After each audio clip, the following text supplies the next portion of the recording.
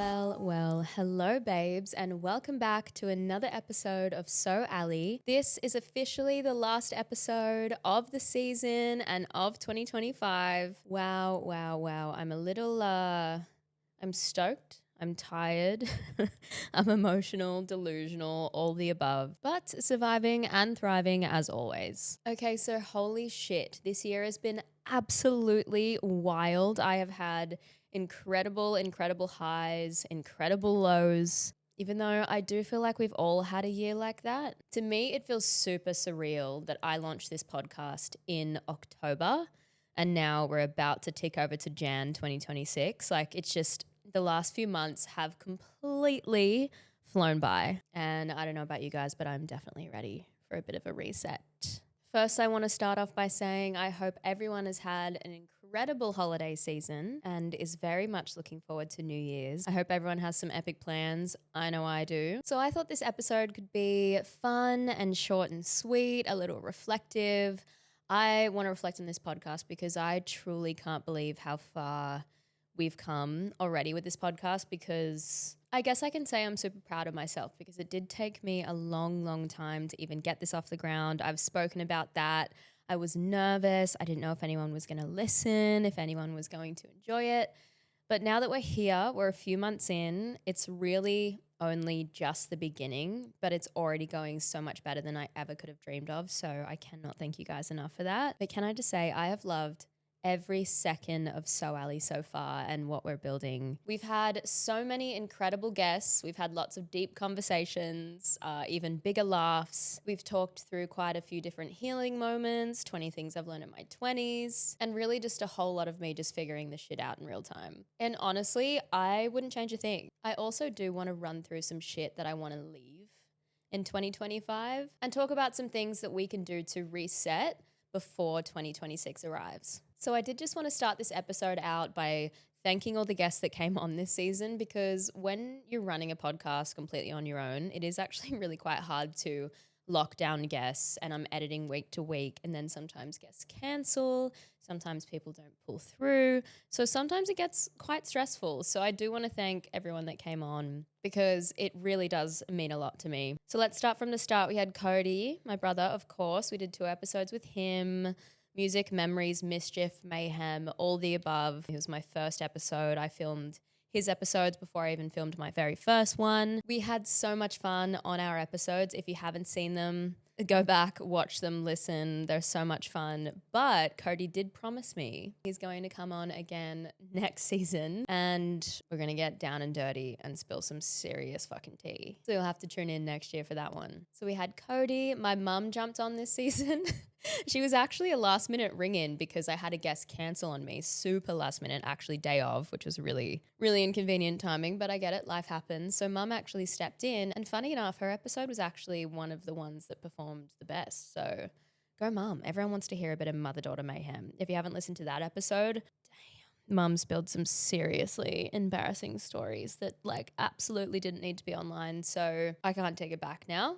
If you haven't listened to it, listen if you dare. We also had Tanner Zagarino come on this season, which you all requested highly because he was my love interest in one of my first music videos for a song called Notice Me. And we honestly haven't really caught up since. So the episode was really kind of emotional, very nostalgic. We talk about him being in the show on Prime, The Summer I Turned Pretty, which is a fucking worldwide phenomenon. I'm so proud of Tanner. He is absolutely smashing it in the acting world right now. But if you haven't seen our episode, go and watch it now. It was very cute. I had butterflies the whole time. We were reminiscing on childhood crushes and our love for each other at the time when we were 15. And yeah, super cute, fun, funky, and flirty. We had the beautiful Olivia May come on, speaking all things confidence, self-love, body image, negative self-talk, how she navigates life as an athlete. And that one was super inspiring to me. So big shout out to her. We also had radio queen Bianca Dye. We spoke all things Golden Bachelor. She absolutely smashed it on the Golden Bachelor this year. I think if I have learned anything from Bianca, she has taught me to be unapologetically myself, because it's the best way to be and there's only one you, and that is your superpower. So it's made me so happy to see that you guys have been loving my guests so far. It's been Definitely an absolute roller coaster. I've been loving it. I am so excited for next season though, because you guys have no idea what guests are coming.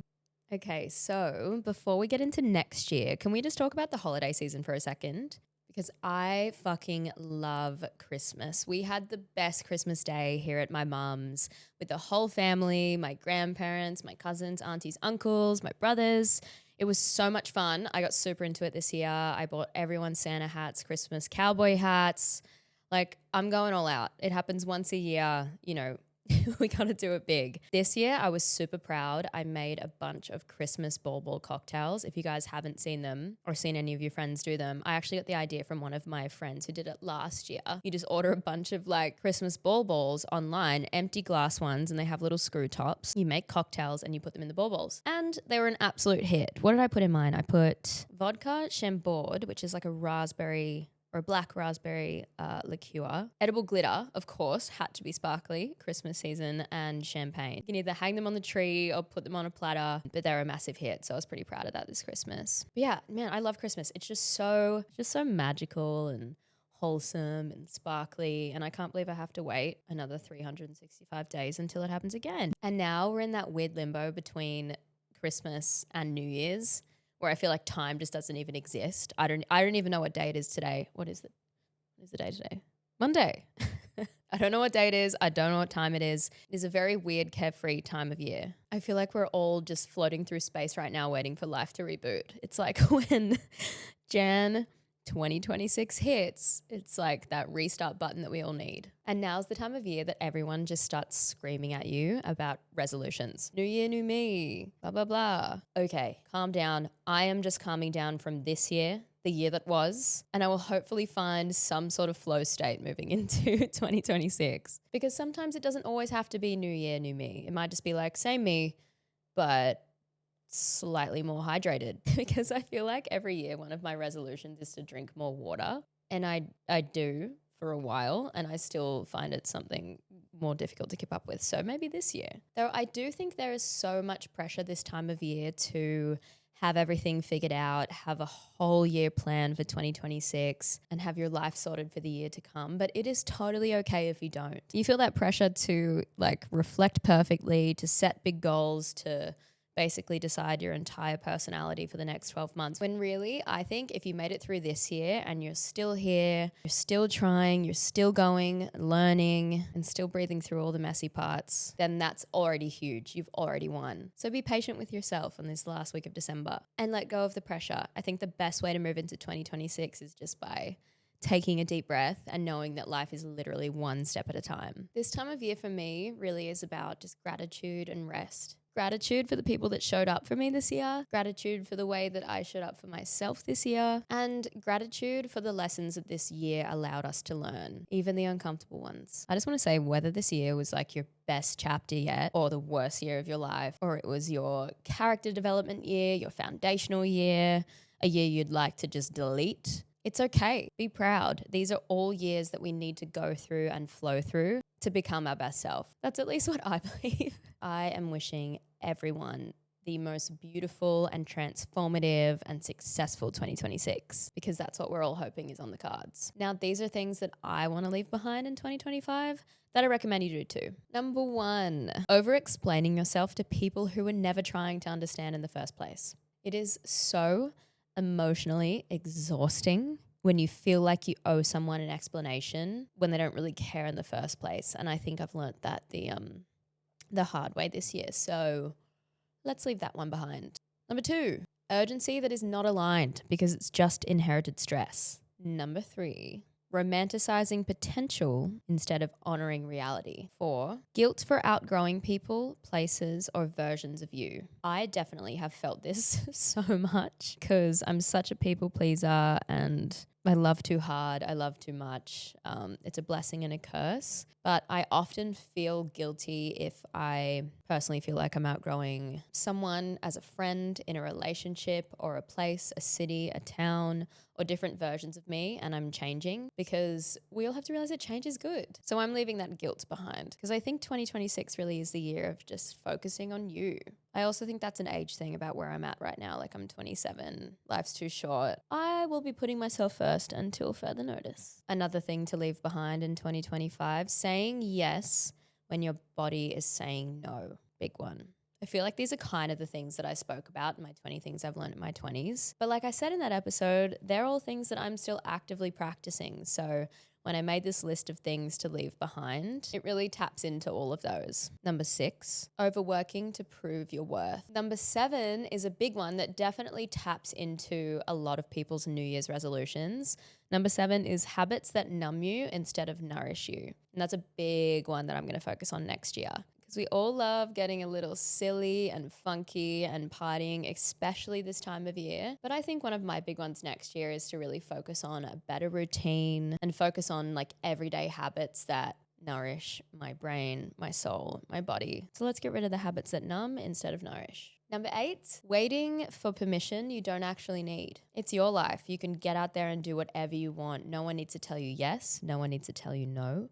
No one needs to tell you how or what to do. I am getting a call and I don't know who it's from. Who's calling me at this hour? Random number, I guess they'll leave me a message if it's important. Moving on. Number 9, and that is carrying emotional weight that was never mine to hold in the first place. Because everyone's personality is different, but I'm the kind of person that cares about everybody else and puts everybody else before myself. So I tend to absorb. I'm like SpongeBob. Like I tend to absorb people's problems and emotions like a sponge and take them on and figure out how I can fix and how I can help, even if I've got like a fuck ton of problems myself. And that really weighs me down. So I really feel like this year, well, this year to come, I'm going to start focusing on my own emotional weight and my own emotional baggage before taking on somebody else's. And lastly, as everyone says, last but not least, this is definitely not the least. This maybe should have been number 1. One of the main things we should leave in 2025 is revisiting old doors that you already closed for a reason. That is something we need to leave in 2025, especially me. Yup. Still learning that one, guys. If you've left a relationship or a friendship or a job or something that you know you left for a reason, you left them for a reason, don't go back, because when you do, it doesn't get any easier. Now, I did find this post on Instagram that I really, really, really wanted to share because I was scrolling and it definitely hit me. And I was like, this is really good. I need to share this with my listeners. And it is a list of a few things on how to actually reset before 2026 hits. From this page that I follow that I love. The page is at Theory for Success. Number 1, go through your phone contacts and delete anyone you wouldn't actually meet up with. Dead weight relationships drain your energy without you noticing. Number 2, this one's really good. Check your bank statement from the last 3 months and cancel every subscription you forgot you even had. Because I am so guilty of this. I sometimes go on to like my Apple store and I see all these subscriptions and apps that I didn't even remember signing up for. And you don't realize how much money that adds up to. So that's a really good clear out for 2026. Number 3, open your notes app and delete every someday project you never started, because if it really mattered, you would have done it already. That's a really good one because my notes app is absolute carnage. 4, unfollow anyone on social media who makes you feel behind. Protecting your peace is more important than being polite. This one made me giggle and it's literally so true. Block off January 2nd through 5 right now for your biggest goal setting, because starting on the 1st is what everyone does and then they just end up quitting by the 3rd. So give yourself New Year's Eve, give yourself New Year's Day. Start on the 2nd. That's what I'll be doing. 6, I love this one and I think it's so important that we all do this. It's text 3 people who actually supported you this year and say thank you. The real ones deserve recognition. 7, which I have actually just done, unsubscribe from every newsletter you skip over daily. If you're not reading it and you're not opening the emails, it's just clutter.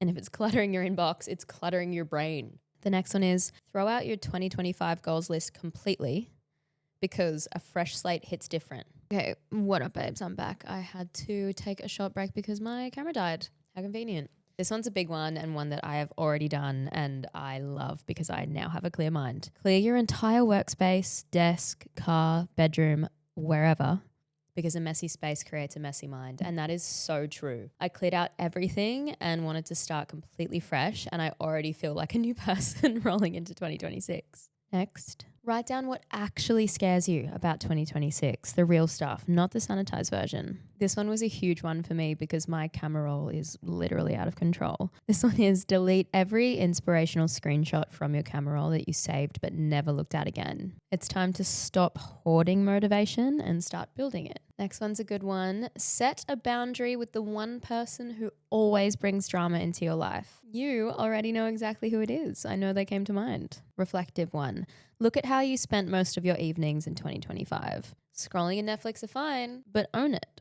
How can we change it next year? This one's a good one and one I've actually just done myself, and that is write one sentence about who you want to become in 2026, not just what you want to achieve. Then check if your daily habits match that person. Next, stop doing one thing just because everyone else is doing it. Test a week without it and see if you actually miss it. So I loved that. Like when I was scrolling and found that post, I just thought it was so relatable. I think it's so relevant to what a lot of us need to do just in general, let alone a new year. Definitely wanted to share that one with you guys. Okay, now that was fun. I won't hold you guys up any longer because I know this time of year is absolutely crazy. So if you've even listened to this episode, then I'm thankful.